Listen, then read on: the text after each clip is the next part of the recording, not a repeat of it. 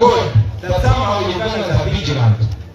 Mwalabe video eyabadde moving ku social media nga basibye omusajja n'essengenge nga boolekeza ekimoola kya yellow nga bali kumutonyezaako. You saw that.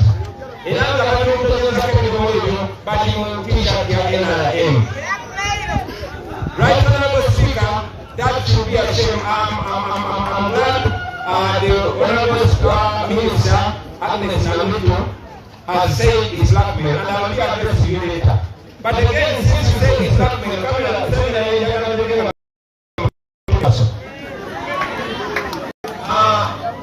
Madam Minister, now that you say it's blackmail, let me bring a fact to you, Right Honorable Speaker, that you yourself, you are filmed threatening a worker of Museveni.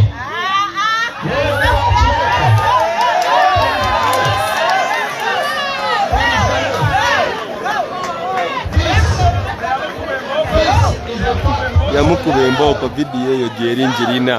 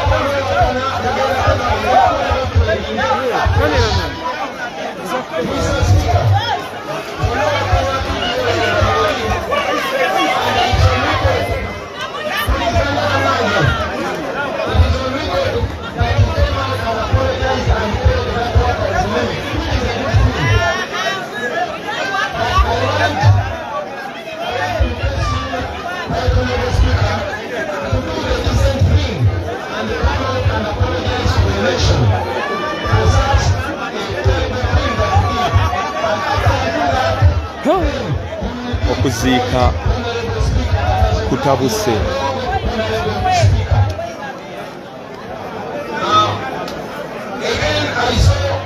I saw my sister Lilian Abel standing up to criticize. That brings me to my third point. And my third point, ladies and gentlemen, is the death of our brother Jacob Olanya. I want to use this opportunity to talk about the death of our brother Jacob Olanya. Many people have been dying suspiciously, and this government is very good at covering up. Unfortunately, they use the members of that community, the community of the victim, to cover up. We all saw the king of Acholi wrote a child coming out to ask questions. Unfortunately, we saw many politicians being used, and very sadly, among them was the Chief Justice, who came, instead of addressing the questions at hand, he attacked the Baganda. I'm very happy that he came out and apologized, and please send my message to him. Tell him I forgive him also. But again, that should not divert us from the fundamental questions. I saw even some members of parliament coming out to blame the death of Right Honorable Olanya on people, other people and myself. If the words of Museveni Okoli, the father of Jacob Olanya, are true, because the father of Jacob Olanya came and told the nation that his son told him that he was poisoned. So if the words of Olanya's father are true, then Gilbert Olanya will never forgive you for trying to lie about his death. He will never forgive you for covering up for his murder. So I know the people of Acholi are honest, and you know that the few politicians cannot lie and divert the people. I want you to know that the question is still as new as ever. The people of Acholi want to know who killed Jacob Olanya and why.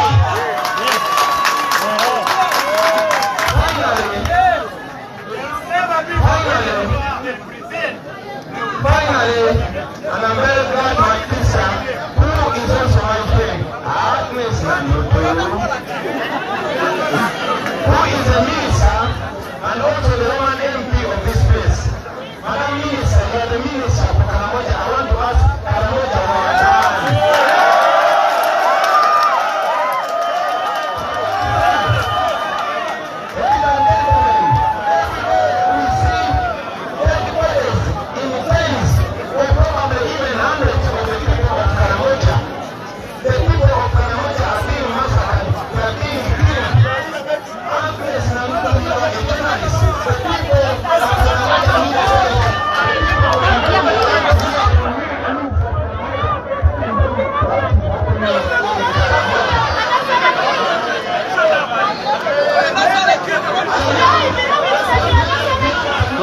embeera wano egaze abaana batandise olumba minisita Nandutu azigudde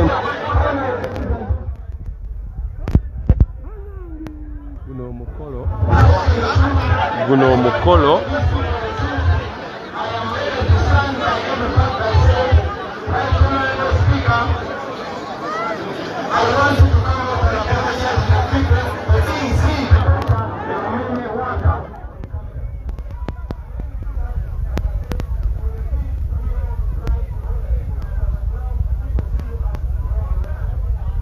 Nandutu atabuse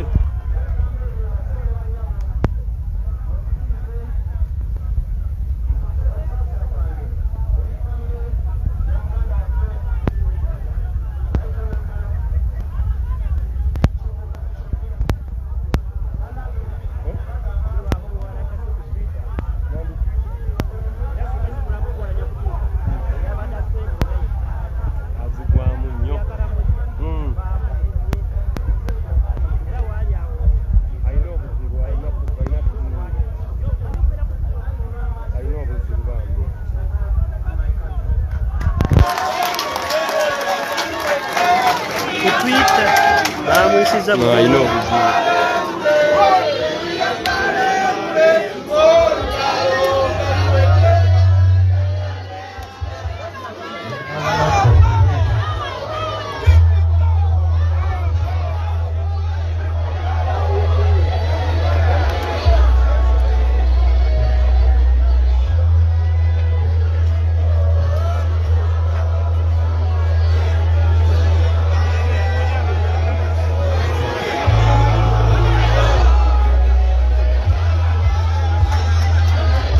President himself akomyewoko amaze okubeera nti ate abibagamba eyo gwe bayita Kyagulanyi Robert Ssentamu abibagambye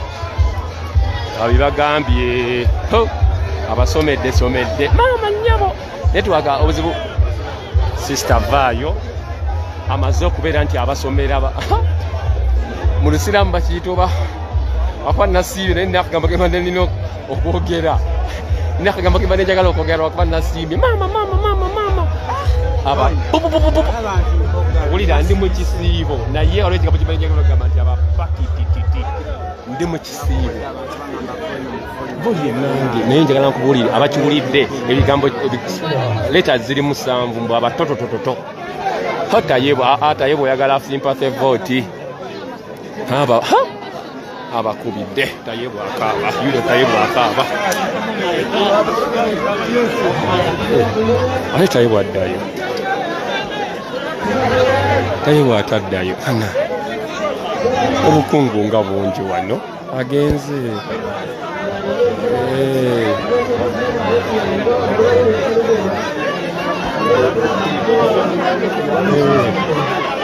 tayebwa bamusomedde nadduka yuno tayebwa bamusobedde alabye ng'omukolo takyagugyako yuno adduka badduse bonna ab'enaalemu badduse pyu baba n'abantu bagamba bagende abantu babasomedde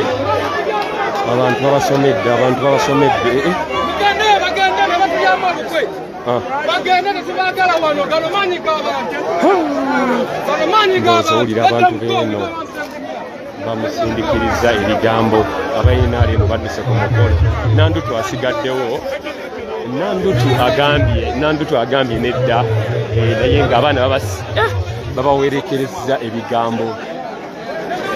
babawerekereza ebigambo yeno embeera eryeno ebuduuda Eastern Uganda babawerekereza ebigambo nga Bobi Wine nga His Excellency amulangidde byonna n'amugamba vidiyo wagiraba ng'okuba omuntu kiboko n'agyegana nagiyita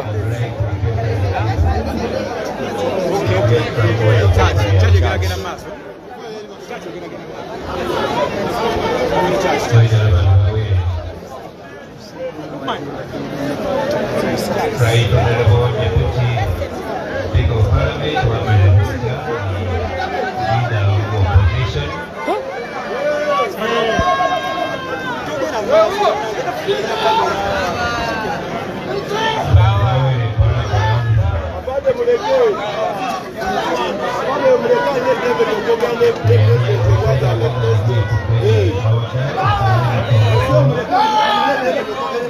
Father Chankalanya. Father attends. Father attends. Not only to this family, but has been a parent and also an elder in the area. In the home, many communities around about consolation and guidance.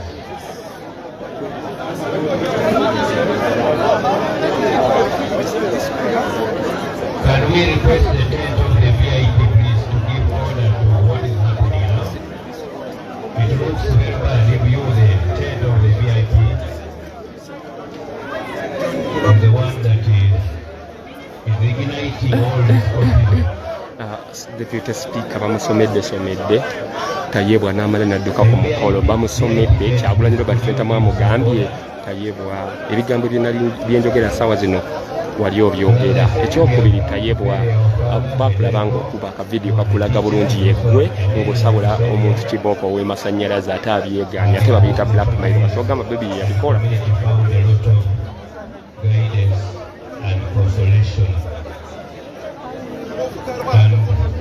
As I said, he was a teacher. He had brought up a number of children and grandchildren.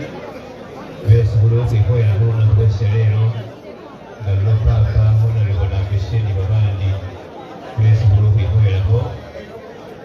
through them we have been able to meet big friends, especially the leaders of our government who are here with us. Bududa efuse bududa olunaku olwaleero bamaze okubeera nti ate tayibwa bamusomera badde n'ekigambo kye badde n'okukozesa naye lwakuba nasiibye kiyinza okunsiibulula ate ng'obudde bwandibeera wabulayo butono n'adduka ku mukolo ebya sirias Nandutu yasigaddewo ne bamubuuza jjukira gy'owakalamoja His Excellency Kyagulanyi Robert amugambye Nandutu wagwani ayogedde bw'ati n'amugamba Kalamoja wagwani kuba bo bagamba nti ekalamoja kiri bulungi kumbe ekalamoja waliyo genocide batta abantu bya serious misana tuku.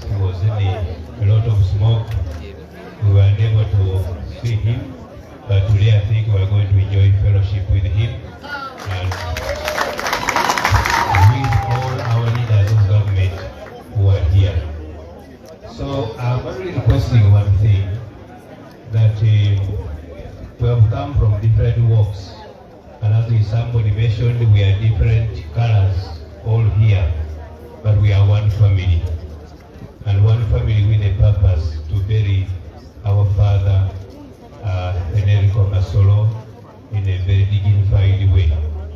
And so may I request that we put our minds and hearts together to this same one purpose, and we lay our father to good rest. Kana shibeshi shafuyeta nabi, kana shibeshi lainabi. I can see different media houses here present in this place, and I'm sure they are putting us out there.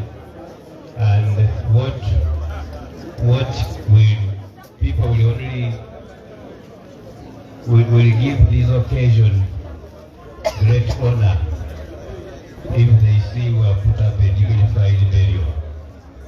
I think that's right.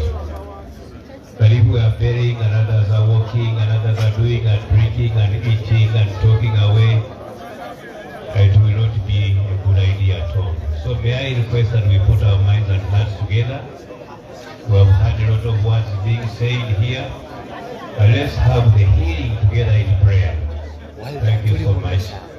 And after that, we will kulomba kwefe kutulisha ya papa iliyo mwana iliyo moyo mukwalafu chigabito mugasha wefe Yesu Kristo nikuka na pawere nikuka nsana moyo mukwalafu bibeni na nyume sitana.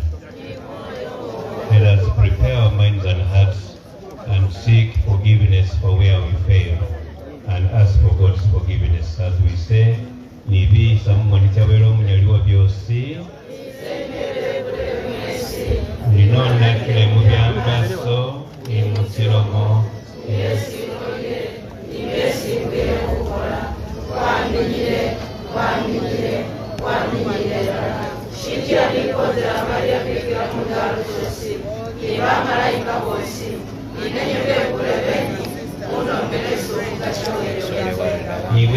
waliwo byosaahu wambile sisaahu yakira olesekula mubukawa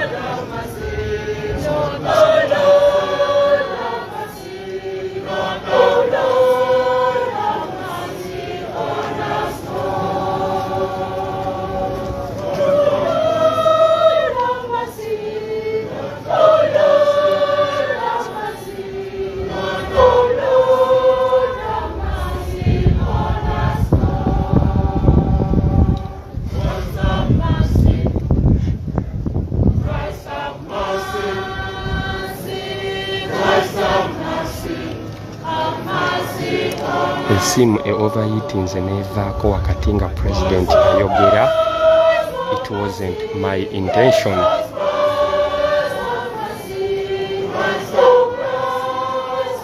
The phone overheated and it turned itself off in the process when the president was talking, was giving his speech. It wasn't my intention.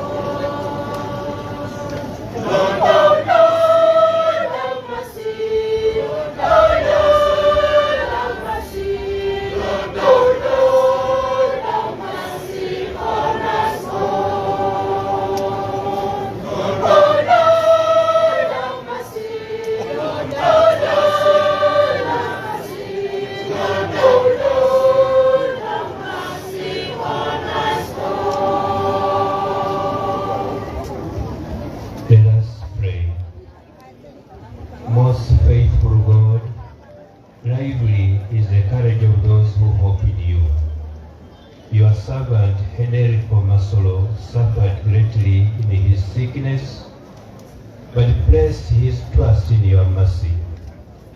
Confident that the petition of those who mourn pierces the clouds and finds an answer, we beg you, give rest to him. Do not remember his sins, but look upon his sufferings and grant him refreshment, light and peace. Kulomba bino byose nga kubirira mu Kristo omugasha weffe.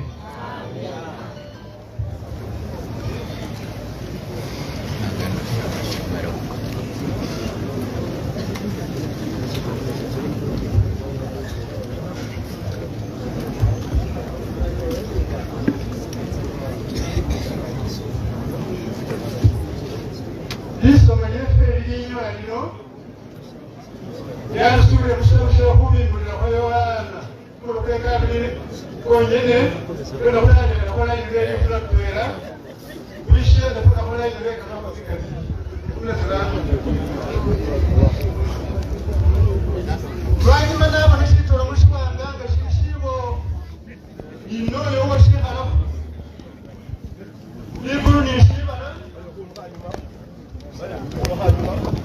ligulu nishibala yeruka kukwamaisa ali byatya byali hakuba nakakona olitamu nabona baafu nga bali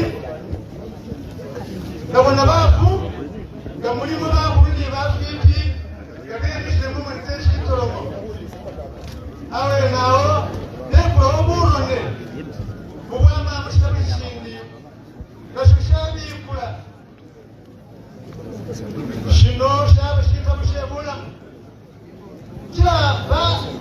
bakalira baafu emisango nga bendeka kubikolwa byesi bakola atakanga nibyoloniwa mu kitabu inyanza yabusabaafu babakibamu lufu nigamakomerero byarura yabusabaafu besiyeba ninabo balyobosikana bakalira ku musango kukuyimika kubikolwa byesi bakola ataka lwanyuma lufunika makombe gatumye omunyanza eyekumuliro inyanza eyekumuliro ino nikufa tubukola habiri nebuli mutwere Yesu wenyolekananga sali nga lisime lyebwe lyebula mutaha oyoba mutumanzika munyanza yekumuliro Yesu mama kulekeresa bino mulibala kujana Isirayeli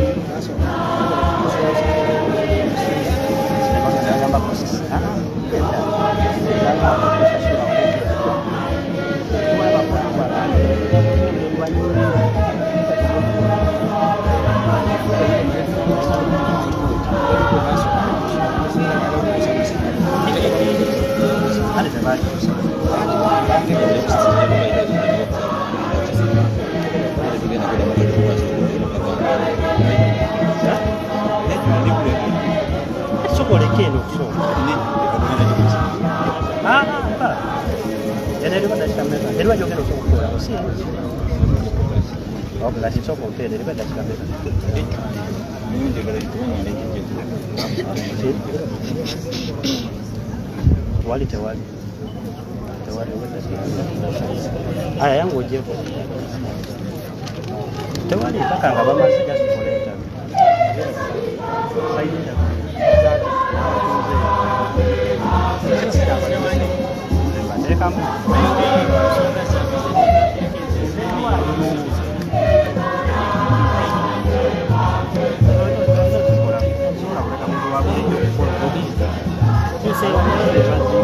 kazi